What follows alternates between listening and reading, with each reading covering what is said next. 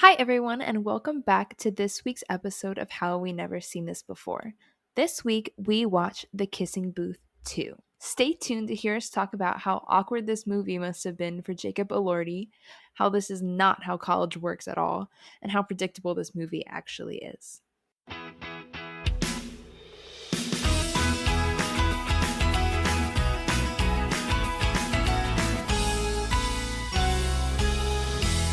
This is a podcast where two best friends talk about movies they've never seen before. I'm Isabel. And I'm Lauren. And this is How Have We Never Seen This Before?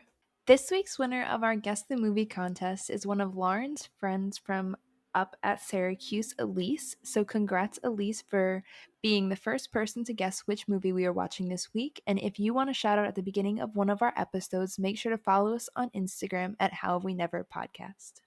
Hello, everybody, and welcome back to How Have We Never Seen This Before? This is episode 11, The Kissing Booth 2. When we saw that this movie came out on Netflix, we were disappointed. However, we knew what had to be done. We knew that we needed to record this episode. Also, we're like on top of the trend right now. So, more listeners. Maybe we'll have one listener. I felt very I related to it for that one part. Wait, you're probably thinking of a different part. Maybe? I don't know. I related to it a lot too. Okay. Many parts. All right. Well, it's a long movie, so we're going to get into it. Yeah. So I remember nothing about the first one. Really? So I was like, what's her name? What happened? I don't know what's going on. I've watched the first one, unfortunately, more times than I'd like to admit, so I knew exactly what was happening. I love to hate it. I love to hate it. I love to hate that one, but this one, I have to hate it. This one just made me angry and annoyed. Yeah.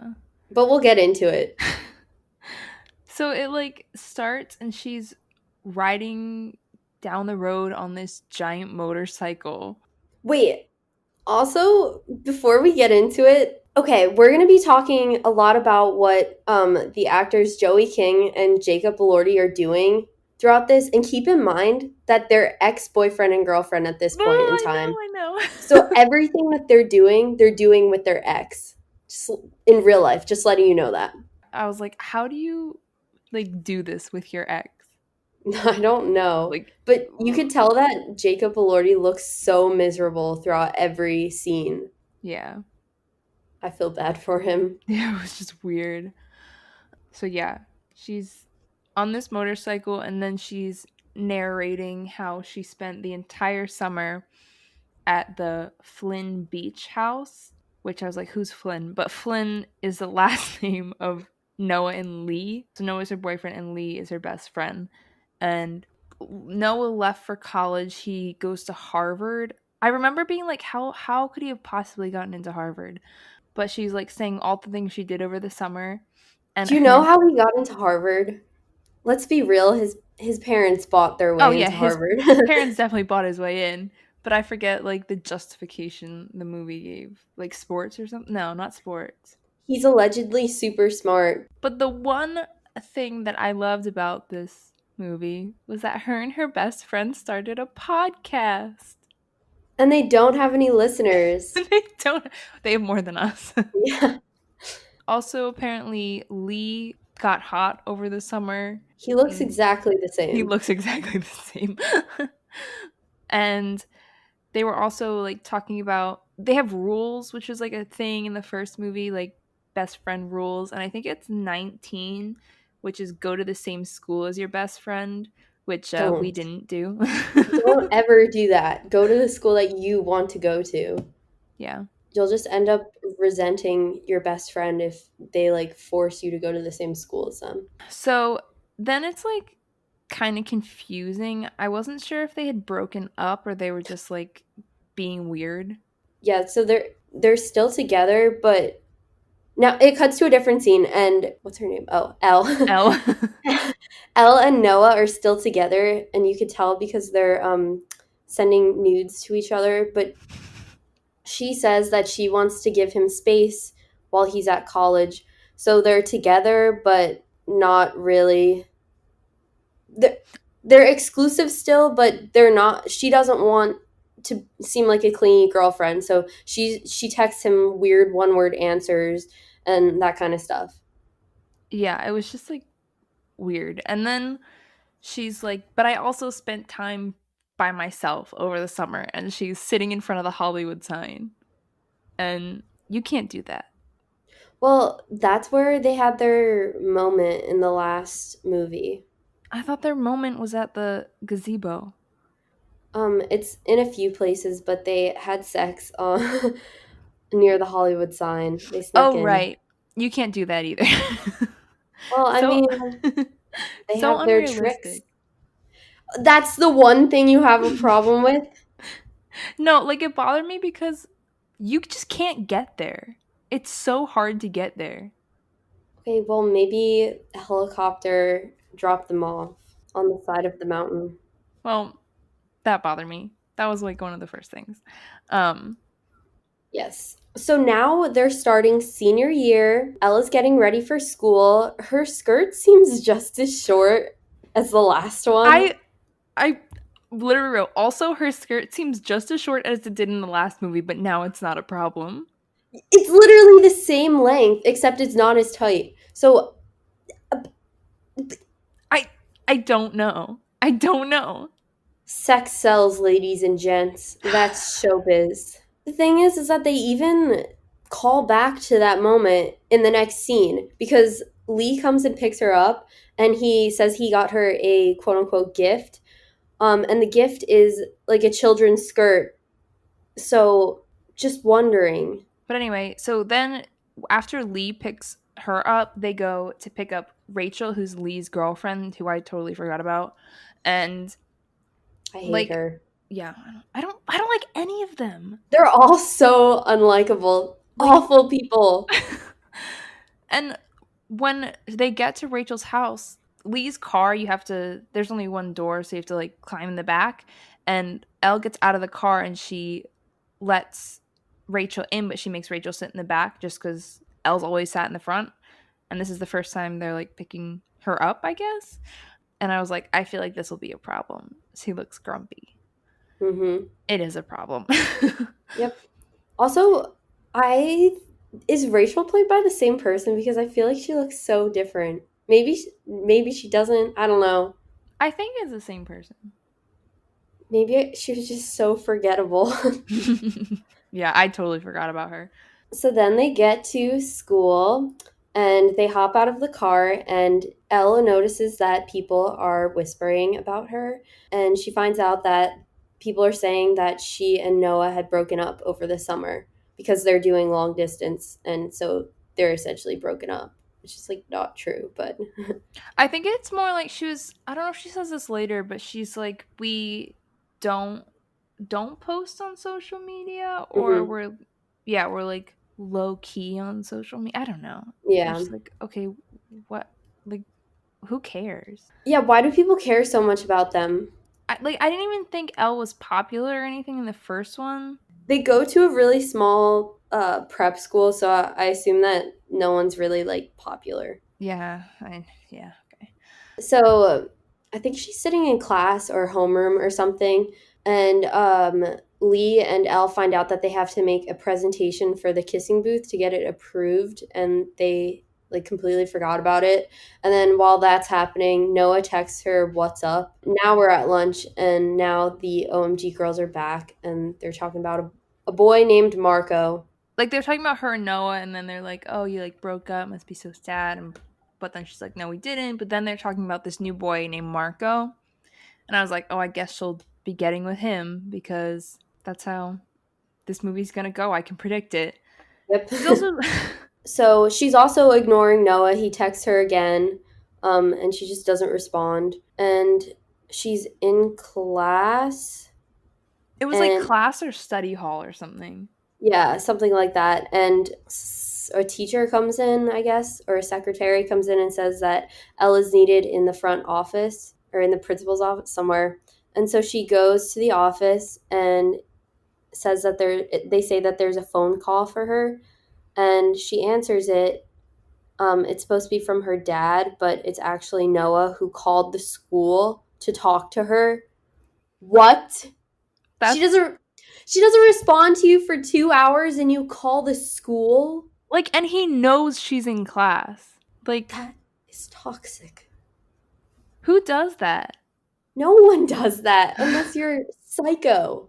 So he basically confronts her and he's like, "Why are you ignoring me and sending me like one word answers?" And she's like, "Oh, I'm trying to give you space." And he's like, "No, don't give me any space." He's like, I just want you. Yeah. I, yeah, so he's being super clingy, but you could tell in this scene that he just does not want to be there. He like hates this movie. I don't know how they're so it's set up at the end for a third movie, but I don't know how they're gonna do that. Moving on. Then it's the presentations for the club fundraisers.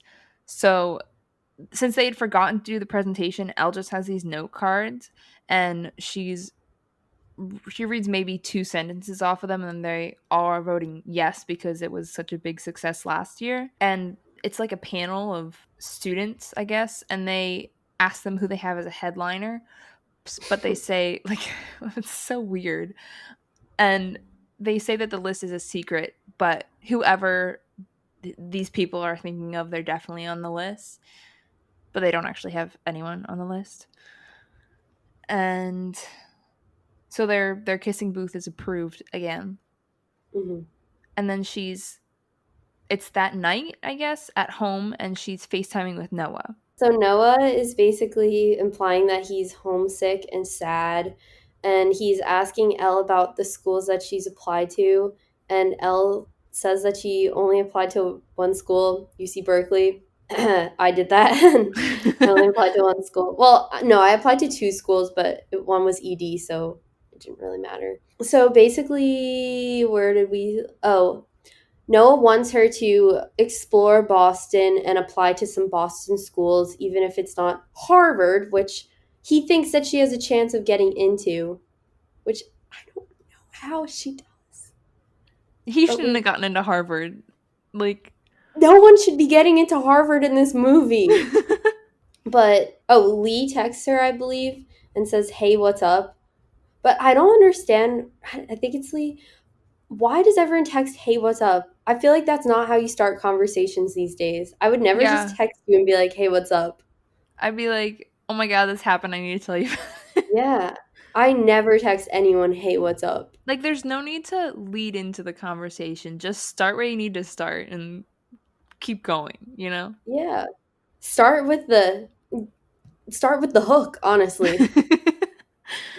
But basically, she's like thinking about rule number 19 while this is happening, which is the go to college with your best friend. And somehow she decides that it's a great idea to not tell him because it could just be him getting upset over nothing. And whenever that happens, you should tell them right away because they will be getting upset regardless of if you get in or not. Like, Yeah. And so dumb. also, how are you going to put all your eggs into one basket? Like, you should be applying to several different schools. And if he doesn't understand that, then maybe he shouldn't be going to college because he's an idiot.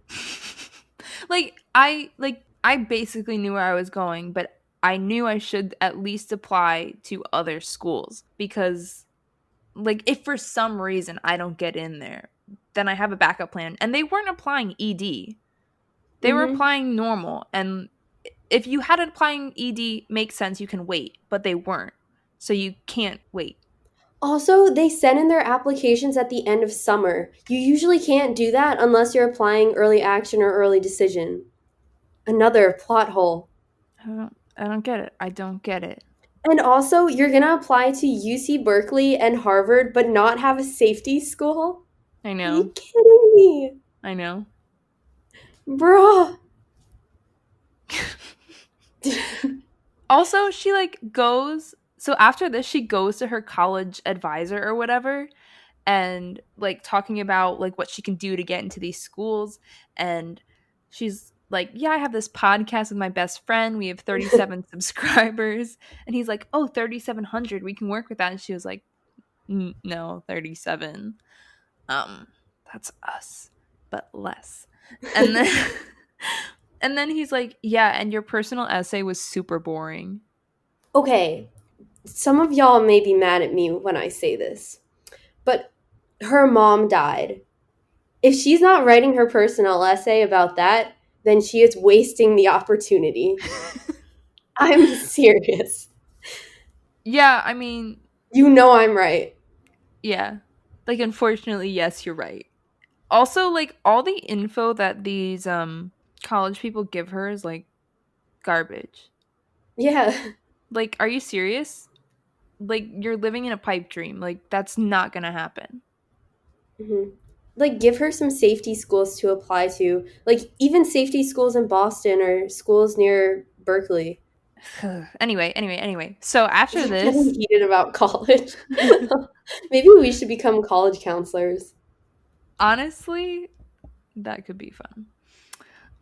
Anyway, we're not qualified. No. So then so then they're at the arcade that they're always at, and she's playing Pac-Man, and they're talking about this new boy Marco. Apparently he's really hot. And then they go over to the dancing game, like Dance Dance Revolution. I think it has a different name. Yeah. But they see that there's a new top score that isn't them, so they freak out and they just beat the high score because they have to have the top one. Hmm.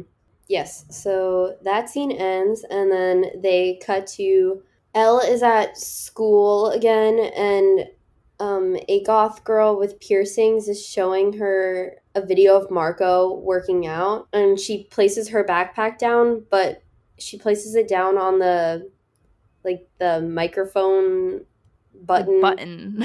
Yeah, the calm. What is it It's called? for the speaker system within the school for like daily announcements. Yeah, so she places it down so she's on air. She starts gushing about Marco, completely objectifying him, saying all these things about him being really hot. It was kind of like creepy and uncomfortable. It was so weird, and clearly like I don't think she like hangs out with this girl that much. Does she just spew all these things to anyone who will listen? That's That's what what it happens. felt like. That's what happens in this movie. She just like talks like that to random people. But also imagine if instead this was a guy talking about a girl. I know, Like, it was just gross. it's gross either way. You just because she's a girl talking about a guy like that doesn't make it right or any less creepy. But while this is happening, Lee is, as soon as he realizes, he starts running through the campus trying to get to this room wherever they're broadcasting from. I don't know why their campus is so big for probably less people than we had at our high school. And like he runs into this mascot who's carrying a birthday cake for the principal or something, and then we finally see Marco at one point while he's running, and I don't know, he wasn't like that cute to me. Like he was okay, I think but Marco's cute. I don't know. I told you abs scare me. Oh, Makes me feel bad about myself. I thought Marco was hot. But I think that he's the only person in this movie that's actually a good person. Yeah. At least a little bit of a good person. Yeah, I agree. And also finally like Lee runs into this room and Elle just now realizes that this mic was on. Hmm. Why there was no one else in that room? Could she not hear herself on Yeah, the I don't. intercom? There's so many things that should have happened to make her stop. Yep. This shouldn't have been a problem. Yep. But now we cut to the next scene, and everyone's making fun of Elle in the hallways, like they should be, because she's an idiot. And Elle is still talking about Marco and how hot he is, and he's standing right behind her. And so they kind of meet, and we find out that he carries around a guitar everywhere. Those are guys that you should watch out for. Just letting you know, like the type Yeah. of guys that will pull out their guitar and say like, hey, let me play you a song, baby girl. And then they start they start playing something by Dave Matthews Band. You have a big problem with the Dave Matthews Band. Wait, you're right. Or they play Wonderwall or Free Fallin'. I'm a sucker for those songs, but not if someone else is playing it. I'd be like, oh, hold on a second. What do you mean by someone else? No. Like, if I love those songs when I hear it, but Mm, not like just like the actual recording, you know? yeah. Okay, anyway, moving on. We find out we find out that Lee was nominated by Rachel for Homecoming King, which is weird because so just one person could submit something for Homecoming King, and that's how small their school is. You just need one person to nominate you. I mean, I think everyone in my senior class got nominated or something. Yeah, but there are only a few people on the list. If you Yeah. saw the list, it was just like a few names. Yeah. Yes, so that was weird. That's how small their school is too. Like, Yeah. And then so Elle's at home and she gets a package in the wait, no, mail. she's not at her house. She's at the Flynn residence. Oh, really? Oh, right. She Yeah, doesn't have a mom. Sorry, I forgot. that's so messed up. Honestly, I didn't realize until much farther into the movie when she was talking about her mom. She talks about her mom. I think to her dad at one point, Oh, but that's it. I totally forgot. But she gets a package, I guess, at the Flynn's house about if about it's from Boston, and inside is a Harvard sweatshirt from Noah, and at the bottom there's also a ticket to go to Boston. Okay. And nice flex. and then she just decides, like, she calls him and then she decides that she is applying to schools in Boston. Yeah, and when she's calling him, he's like naked on FaceTime. I know. Just trying I feel like Jacob Elordi didn't have that much screen time in this movie, and the screen time that he did have, he was shirtless for a lot of them. Yeah. Like there's no need for him to be shirtless in that No, scene. no, there really wasn't at all. Poor Jacob. I feel so bad for him. He looks like he's struggling so hard in this movie. He's moved on to Euphoria and he's like, I gotta get out of this. It's like Zendaya's calling me to skedaddle. But yeah, so Noah's friends run in and they're kind of dorky, like Harvard kids. No offense to actually anyone listening to this definitely doesn't go to Harvard because we're too dumb for that. But then walks in this really hot British girl named Chloe. And I would just like to say that this is not what college freshmen look like. Not at all. Like these people look older than me and I just graduated college.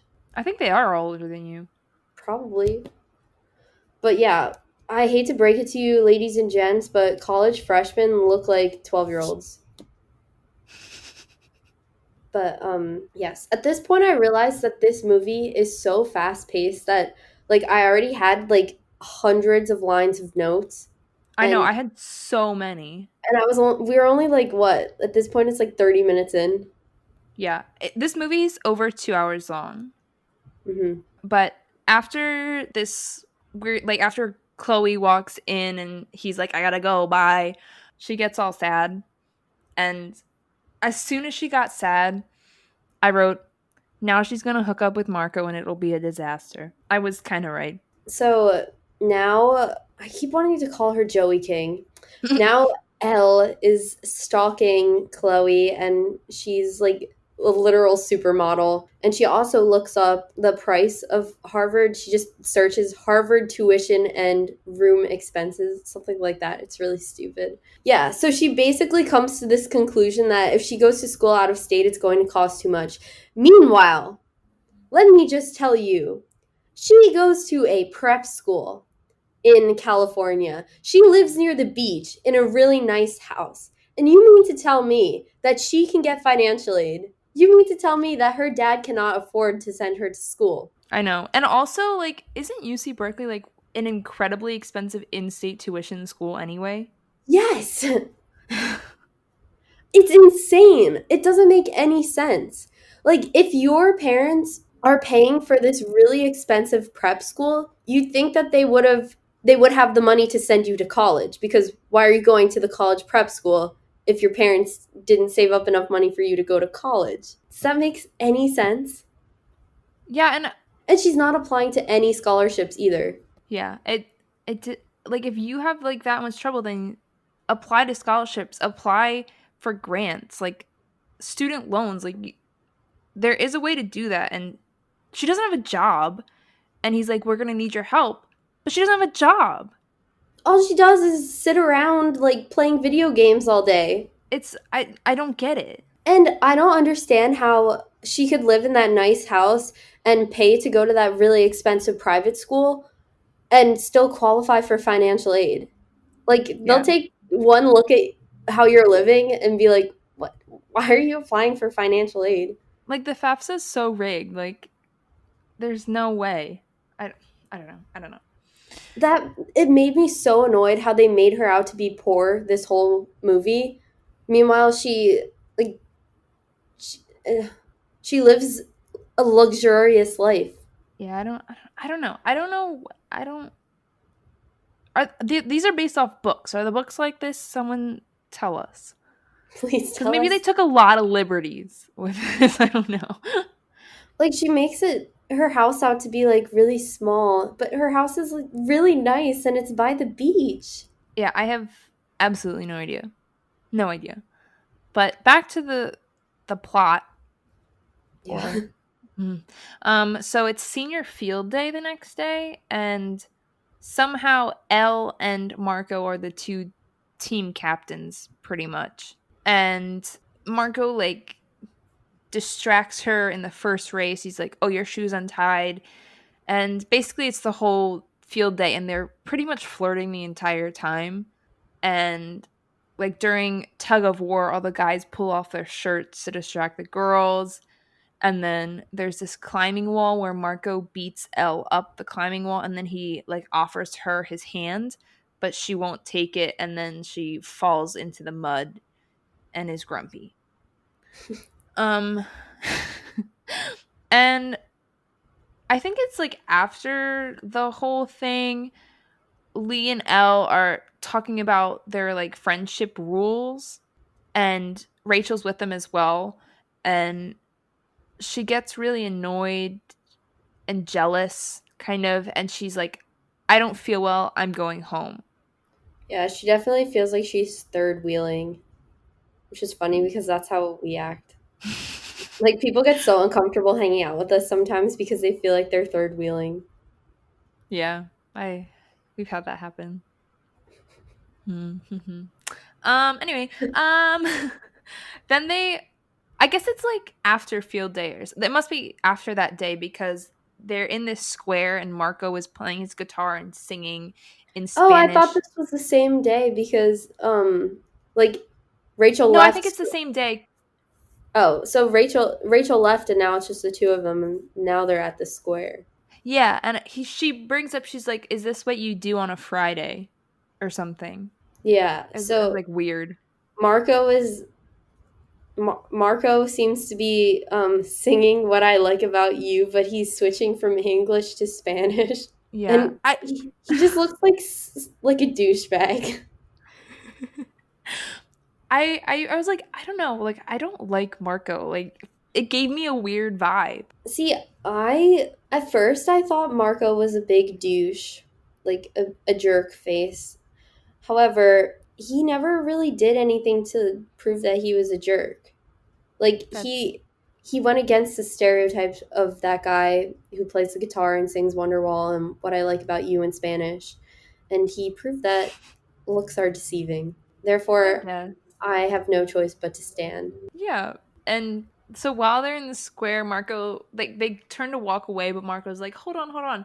And he asks Elle for her opinion on his music, I guess. And she's like, I don't need me you wait. She's like, you don't need me to tell you what I think, because you already think you're good or something, which was weird. She was so mean to him. And then they go back to the arcade thing, and they see that their score was beaten again on the dance machine. By So, MVP. yeah, Wonder who that could MVP. be. Like, I knew it as soon as they saw it the first time. Same. So they played a bunch to finally get the new high score. And while they're in the arcade, they see, or Elle sees this Dance Dance Mania poster with for a contest where you can win a $50,000 prize. And she's like, ooh, I can use this money to go to school in Boston or anywhere. Can I interrupt for a second? Of course. $50,000. What you're getting if assuming that you're getting the $50,000, not splitting it in half with your partner, that would cover one semester of tuition plus books plus living plus food. Also, that's pre tax. Yeah. So think about how much of that you're losing to taxes. So that's literally one semester, if that, of college. Or 2 semesters of tuition, not including room and board and books and all that other stuff. Yeah. So, oh, not even. At some schools it's like 70,000. Yeah, depending on at Lehigh, it wouldn't cover it, but like depending on where you go, it might cover it. Like Probably not Harvard. probably UC Berkeley. That's it. But you could already afford that, so it's beyond me. Yeah, And but also we've the complained enough about college. well, okay, one last thing. This tournament, this Dance Dance Mania tournament is sponsored by a college, and a college would never just give out $50,000 to some random dancers. Yeah, unless it was like maybe like if you go to their school or something. I don't know. I Even just then, it doesn't make sense. but so her and Lee decide to compete in this, and they have 9 weeks to train or something, and then Ella's home again, and she's working on her college essays. And the question is, what do you want to be in 5 years? I I don't know. That's a pretty normal college question though. They always suck. Yeah. Okay, so she calls Noah. I can't remember exactly what they talked about, but all I have is Noah is pulling away. Uh, I don't know what they talked about either, but it ends with her being like, "I can't wait to see you in 2 days," because she's flying to Boston. Yeah. So then they cut to the next scene, and Lee and Elle are training for the competition, and they see Marco, and they ask Marco to be a kisser, and he says no. And so then Elle challenges him to a dance off, or tries to trick him into a dance off to hopefully say yes. And so when they get to the Dance Mania machine, they find out that he is MVP. What? No way. I didn't Mind see that blown. coming. So Elle and Lee are both like, oh my God, that's him. That's MVP. I'm going to lose. But then Elle ends up outdancing him. But barely. She has higher accuracy than him, which allows her to win. Um, Yep. and then after she wins, Lee realizes that he was supposed to be hanging out with Rachel tonight. So she was like waiting for him outside of a movie theater, and he never showed up. Yep. So he runs to go to her house because he forgot about her. So Rachel now Lee and Rachel are talking, and Rachel basically says that Lee doesn't think of their relationship as a priority because Elle is always hanging around, and Lee explains that it's because her boyfriend's gone, she's lonely, they've been best friends before they even started dating, so like sorry honey, but you're the third wheel. He didn't say that, but that's what I think. And so Rachel basically gives him an ultimatum and is like, I'm going to break up with you if you don't start making time for me, which is like fair. There should be time that they can spend alone, but it's not Elle's fault that Lee always wants to spend time with her. Yeah. Like he's not setting boundaries or setting out specific time for each girl. He's just letting everyone hang out, and no one realized that it was a problem because she didn't tell anyone. Yeah. No one in this movie communicates. It's honestly ridiculous. Yes, so annoying, but he says he will. Yeah. But then they do have like some alone time because Ella's now leaving for Boston. And when she shows up, Noah's there like waiting for her with a little sign with her name on it. And she like runs and jumps in his arms and they're making out. And that's when I wrote, this must be so awkward since they broke up. They're literally exes. And also, why is she wearing a Canadian tuxedo? I would love to know.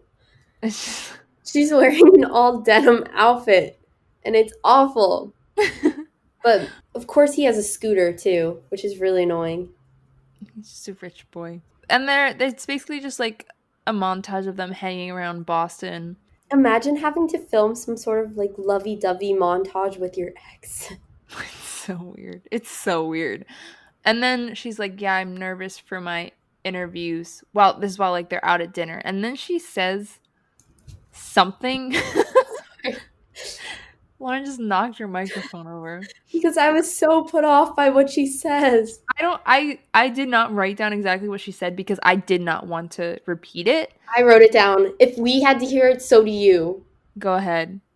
She says, I'm going to treat you like my own personal jungle gym. Ew. Ew. And she says this in the middle of a restaurant. And then he starts choking, as He's like, anyone would. but then he's like, check, please. I'd be like, I need, like, ah. Okay. That is not romantic. But then it cuts But to then, the only scene we've been waiting for. The only reason why any of us watched this movie was to see the sex scene between Joey King and Jacob Elordi, two exes. wait, but hold on. Also, Jacob Elordi is like 6'7" or something, and she's like 4'11". Yeah, Like, it doesn't work. how? How is he on top? I don't get it. Like, if he was on top, she'd be making eye contact with his nipples. but but basically, this was the most vanilla, underwhelming sex scene I've ever seen in my entire life. She's wearing like a full-on like nightie, but it's longer than that, and he's the only thing you kind of see is like teeny bit of his like butt, but that's it. Well, I mean, it is like a teen movie. I don't fucking care. But I also don't understand. She's like, I'm gonna use you as my own personal jungle gym. Okay, I would like to see it. I would like to see it. I don't want to see. It looks like two 7-year-olds having sex. So disappointing, so underwhelming, and that is the only sex scene that we get. Like, what is the point of watching the rest of this movie? You might as well just friggin' turn it off now.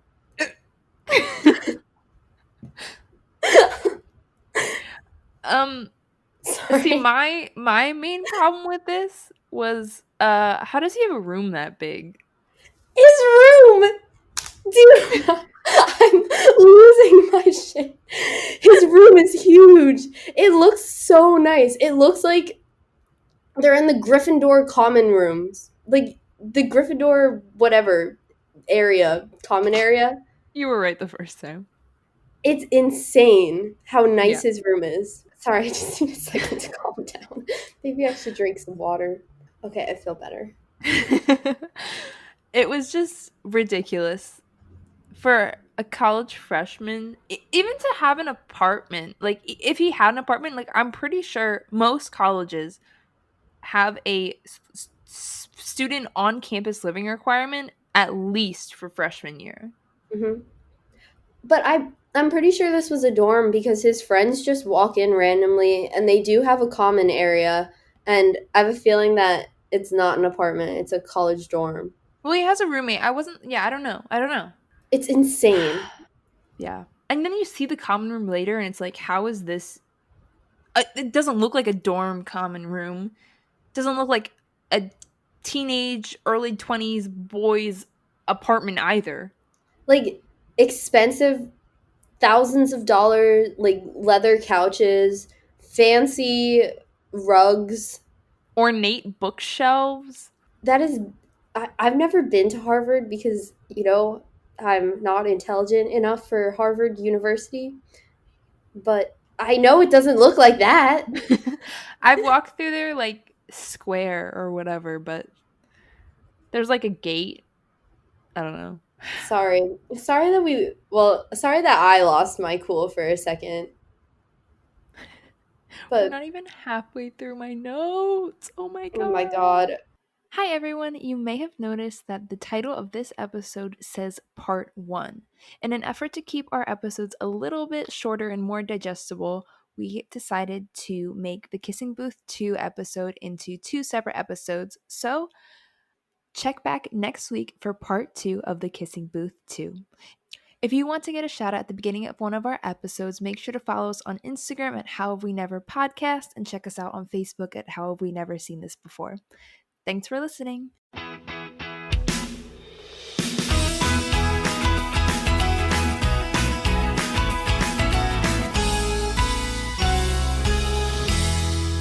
Hey, congratulations, you've made it to the end of our podcast. We hope you enjoyed listening. How Have We Never Seen This Before is produced by Isabel. The music is by Scott Holmes. The podcast art is by Michael Beaumont over at Monitor Comics, and our social media is run by Lauren Cola. Thanks for listening.